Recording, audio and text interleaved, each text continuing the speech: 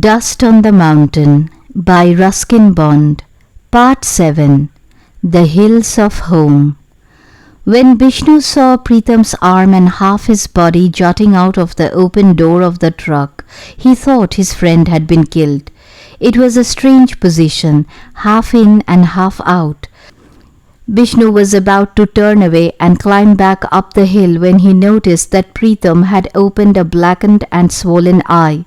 It looked straight up at Bisnu. "Are you alive?" whispered Bisnu, terrified. "What do you think?" muttered Pritam. He closed his eye again. After the contractor and his men arrived, it took them almost an hour to get Pritam out of the wreckage of the truck and another hour to get him to the hospital in the next big town. He had broken bones and fractured ribs and a dislocated shoulder, but the doctor said he was repairable, which was more than could be said for the truck. "So the truck's finished," said Pritam when Bisnu came to see him after a couple of days. "Now I'll have to go home and live with my son." "And what about you, boy? I can get you a job on a friend's truck." "No," said Bisnu. "I'll be going home too." "And what will you do there?" "I'll work on my land. It's better to grow things on the land than to blast things out of it." They were silent for some time. "There is something to be said for growing things," said Pritam. "But for the tree, the truck would have finished up at the foot of the mountain, and I wouldn't be here all bandaged up and talking to you. I'd have been in some other world by now. It was the tree that saved me. Remember that, boy?" "I'll remember, and I won't forget the dinner you promised me either. In the meantime, here are some pakoras for you." Pritam managed to swallow a pakora, and Bisnu ate the rest. It snowed during Bishnu's last night at the quarries. He slept near Chitru in a large shed meant for the labourers. The wind blew the snowflakes in at the entrance. It whistled down the deserted mountain pass. In the morning the boys opened their eyes to a world of dazzling whiteness. The snow was piled high against the walls of the shed, and they had some difficulty getting out. Bisnu joined Chitru at the tea stall, drank a glass of hot sweet tea and ate 2 buns.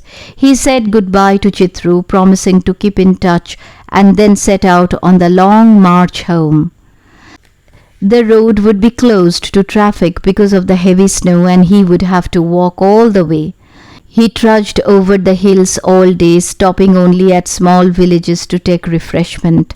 By nightfall he was still 10 miles from home, but he had fallen in with other travellers, and with them he took shelter at an inn. They built a fire and crowded round it, and each man spoke of his home and fields, and all were of the opinion that the snow and rain had come just in time to save the winter crops. Someone sang, and another told a ghost story. Feeling at home already, Bisnu fell asleep listening to their tales. In the morning they parted and went their different ways. It was almost noon when Bisnu reached his village. The fields were covered with snow, and the mountain stream was in spate. As he climbed the terraced fields to his house, he heard the sound of barking, and his mother's big black mastiff came bounding towards him over the snow. The dog jumped on him and licked his face, and then went bounding back to the house to alert the others.